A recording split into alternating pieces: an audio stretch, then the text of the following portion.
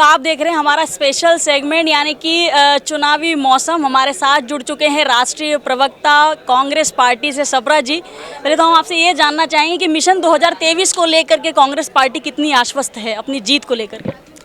निश्चित रूप से हम आश्वस्त हैं और हम जनता के मुद्दे आज से नहीं पहले से उठा रहे हैं और जनता को पता है कि किस तरह से चोरी कर के ये सरकार बनी थी। 2018 में भी जो मैंडेट आया था वो भारतीय जनता पार्टी के लिए मैंडेट नहीं था, लेकिन सत्ता बल, धन बल और बाहुबल का पुरजोर उपयोग करके ये खोखों का आदान प्रदान करके ये सरकार बनी है और जनता इसका बदला लेगी। मैं आपको उदाहरण देना चाहूँगा कि कर्नाटक के अंदर भी इसी तरह से इन्होंने कांग्रेस पार्टी की सरकार तोड़ी थी, लेकिन कर्नाटक की जनता ने इनको जवाब दिया है। भारतीय जनता पार्टी मुद्दों पर चुनाव नहीं लड़ना चाहती है, ध्यान भटकाना चाहती है और संवेदनशील बातें करके देश के अंदर अव्यवस्था लाना चाहती है। आपने कर्नाटक में 50% कमीशन की बात की थी और जनता ने कहीं ना कहीं उसको स्वीकारा भी कि शायद वहाँ ऐसा माहौल है और यही कारण है कि विपक्ष में पहुंची भाजपा जो कि सत्ता में थी।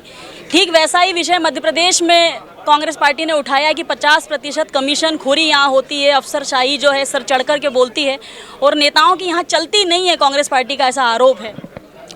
देखिए, कर्नाटक के अंदर 40% कमीशन थी, मध्य प्रदेश जो है वो 10% आगे है।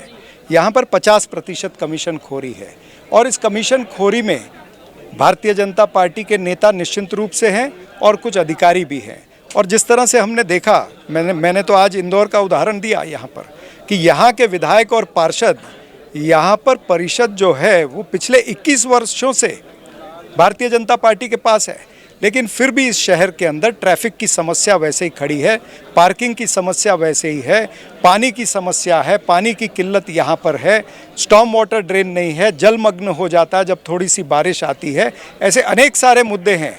यहाँ पर प्रधानमंत्री जी जितने भी पैसे भेजते हैं वो पैसे भारतीय जनता पार्टी के नेताओं की जेब में जाते हैं। ये जेब में जो जाने वाला पैसा है इसकी तहकीकात होनी चाहिए, ये भी कांग्रेस मांग करती है। जी, हम देखते हैं कि जब जब चुनाव आते हैं किसी भी प्रदेश में, कभी राम रहीम आ जाते हैं, कभी राष्ट्रीयता आ जाती है, कभी हिंदुस्तान पाकिस्तान आ जाता है। इस बार तो इजराइल और हमास आ गया है और राष्ट्रीय मंचों से, बड़े बड़े मंचों से बीते दिनों हमने देखा कि राष्ट्रीय महासचिव कैलाश विजयवर्गीय ने भी कहा कि कांग्रेस वो पार्टी है जो कभी पाकिस्तान के साथ होती है तो कभी अब हमास के साथ है, जब पूरा हिंदुस्तान इजराइल के साथ है। क्या कहना चाहें? मध्य प्रदेश की जनता बहुत पढ़ी लिखी है, सूझबूझ वाली है। उन्हें पता है कि ये तमाम सारी बातें इसलिए करते हैं ताकि ध्यान भटकाया जाए। मूल मुद्दे जो मध्य प्रदेश के हैं वो महंगाई, बेरोजगारी, किसानों का उत्पीड़न, महिला अत्याचार। हम देख रहे हैं कि रोज़ कहीं ना कहीं हमारी बेटी या बहन से दुष्कर्म हो रहा है, बलात्कार हो रहा है, रोज़ खबरें आ रही हैं। महंगाई जो है, आटा, दाल, चावल, खाने का तेल, ये तमाम सारी जीवन आवश्यक वस्तुएं जो हैं वो महंगी हो चुकी हैं। हवाई चप्पल से लेकर के हवाई जहाज़ तक इन्होंने जीएसटी लगा दिया है। तो जनता के मुद्दे ये है। जनता देख रही है कि रोज़ भारतीय जनता पार्टी के शासन में उनका पॉकेट मारा जाता है। आज जो पेट्रोल और डीजल के ऊपर जो इन्होंने टैक्स लगाया है, 35 लाख करोड़ रुपया इन्होंने पिछले 9 वर्षों में कमाया है। ये कमीशन खोरी, जमाखोरी की सरकार, वो पैसा कहाँ जाता है और किसको फ़ायदा होता है? जनता की जेब तो लूटी जा रही है। जी, मध्य प्रदेश की अगर बात की जाए तो ग्रामीण जिन सीटों पर कांग्रेस हार जाती है वहाँ 5 साल जीवित रहती है, जी तोड़ मेहनत करती है, कैसे भी करके उन सीटों को जीता जाए। इसके ठीक विपरीत अगर शहरी क्षेत्रों की बात की जाए तो हारने के बाद जो आपके जो प्रत्याशी होते हैं ना कांग्रेस के, वो बोरिया बिस्तर बांध के अपने बिजनेस में लग जाते हैं। कोई सरोकार नहीं होता उनका जनता से। शायद यही कारण होता है कि जो लीड होती है ना वो हर 5 साल पर बढ़ जाती है, क्योंकि क्षेत्रीय नेता वहाँ एक्टिव होता ही नहीं है। मुझे नहीं लगता कि ऐसा कुछ है। हमारे नेता, शहर के भी नेता काम करते हैं, जनता के विषय लेते रहते हैं और अब की बार जो लड़ाई है वो जनता बनाम बीजेपी है। वो कोई ये समझे कि कांग्रेस वर्सेस बीजेपी है, जनता त्रस्त है, तो जनता बनाम बीजेपी है। 36 मौतों का विषय आपने उठाया जो लाजमी भी है और कहीं ना कहीं इस शहर के लिए, प्रदेश के लिए शर्मसार करने वाला विषय है कि परिवार के परिवार उजड़ जाते हैं, 36 लोग मर जाते हैं और ये जो शहर है वो नपुंसक की तरह मौन बैठा रहता है। कार्रवाई के नाम पर खाना पूर्ति हो जाती है। क्या आपको लगता है कि अगर पार्टी की सरकार बनती है, अगर कमलनाथ जी मुख्यमंत्री बनते हैं तो क्या उन परिवारों को न्याय मिलेगा? देखिए, जब नेतृत्व नपुंसक हो तो नपुंसक तरीके से अधिकारी भी बैठ करके देखते रहते हैं, इसीलिए 36 लोगों की मृत्यु हुई है।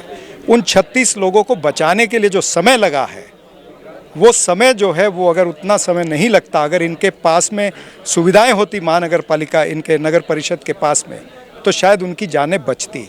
निश्चित रूप से कांग्रेस पार्टी की सरकार आएगी तो हम ऐसी चीज़ लाएंगे कि एक मैसेज कम से कम आगे जाना चाहिए। जो लोग गुजर गए उनको तो नहीं हम ला सकते वापस, लेकिन एक मैसेज ऐसा जाना चाहिए कि ऐसी घटना फिर से न हो, और अगर कहीं भगवान न करे ऐसी घटना होती भी है तो हमारे पास में वो यंत्रणा तैयार होनी चाहिए प्रशासन के पास में कि हम लोगों की जो बहुमूल्य जान है उसको बचा सके। चलिए, तो मध्य प्रदेश का मतदाता बहुत समझदार है और बहुत समझदारी से मतदान करेगा और आने वाला भविष्य निकट ये बता देगा कि मध्य प्रदेश की जो जनता है वो कांग्रेस के हित में मतदान करने वाली है और 100% बहुमत के साथ कांग्रेस की सरकार बनने वाली है, ऐसा कहना है राष्ट्रीय प्रवक्ता जी हाँ सप्रा जी का ऐसा कहना है। बहरहाल क्या वास्तव में कांग्रेस पार्टी की सत्ता में वापसी होगी? क्या वास्तव में 100% बहुमत के साथ कांग्रेस पार्टी सत्ता में काबिज होगी? क्या होगा कांग्रेस पार्टी का भविष्य और क्या होगा मध्य प्रदेश का राजनीतिक भविष्य? जानने के लिए बने रहिए मेरे यानी प्रियंका पांडे के साथ और देखते रहिए रेड 9 न्यूज़।